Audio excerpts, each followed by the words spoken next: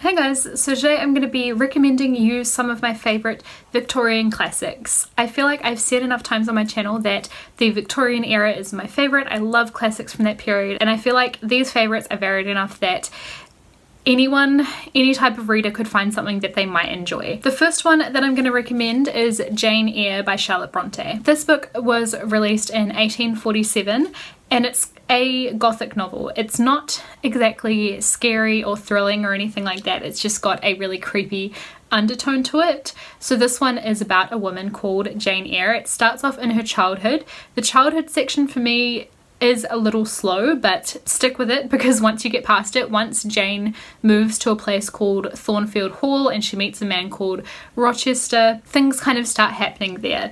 So it's kind of like a little bit mysterious. There's a bit of a romance with her and Rochester. I personally am not someone who ships them together. I hate Rochester. I don't understand why people see him as this like romantic interest, but I think it's worth reading to like see where you stand on that. And Rochester is a really weird guy. He's not the kind of character that, and Jane actually as well, they're not the kind of characters you expect to come across. There are certain like twists and stuff in this book that really caught me off guard, and it was really funny at times.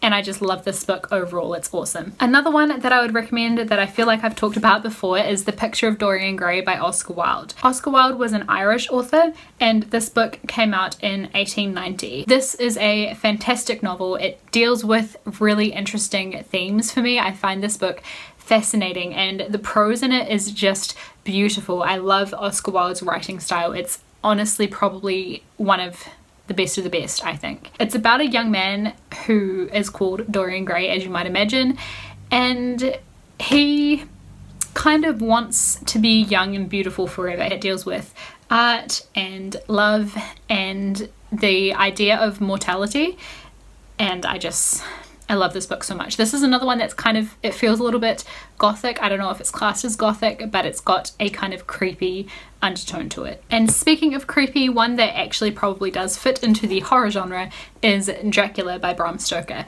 This is an absolute classic, so if you love books in the horror genre and if you love vampires and things like that, I think this is a really great one to go back to. Bram Stoker, interestingly, was also an Irish author. There's a lot of authors from this time period and like classic authors that are Irish, which is interesting. The book though is set in Transylvania, which is now like modern day Romania. For me, this one is a little bit slow. Like I do think you have to really commit to it to get through it because it is slow in patches, but overall a fantastic book and kind of like a must read if you're interested in vampires. Next is a book that I love so much. It's kind of the opposite. For me, this book felt super fast paced, and that is The Woman in White by Wilkie Collins.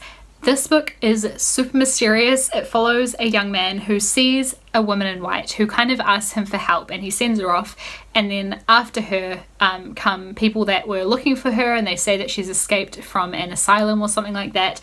So he's really confused. He ends up going to work as like a art tutor in a like private family home. All of these mysterious things start coming together and he kind of is piecing together some weird things that are going on, and it just gets crazier and crazier and crazier as the book goes on, and it's awesome. It's such a fantastic classic and I love this one a lot. A favourite of mine that has been a favourite for a long time is Treasure Island by Robert Louis Stevenson. This is for you if you love stories about pirates and if you love adventure stories. I think even though it's essentially not a fantasy book, you know, because it's set in the world as we know it and pirates were a real thing, if you're someone who likes fantasy or if you like adventure stories, I think you'll really enjoy this one.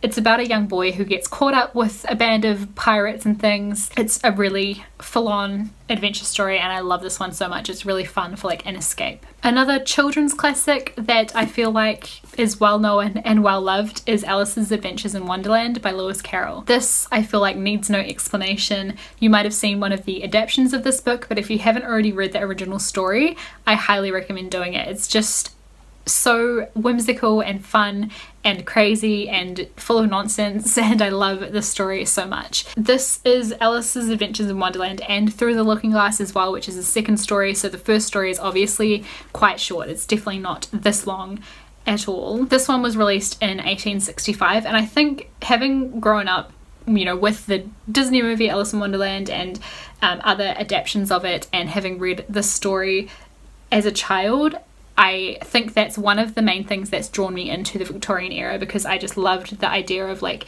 this age that Alice lived in, even though she's obviously very restricted by it. I found that so interesting, so I love this book a lot. One that I don't actually have a copy of is The Count of Monte Cristo by Alexandre Dumas.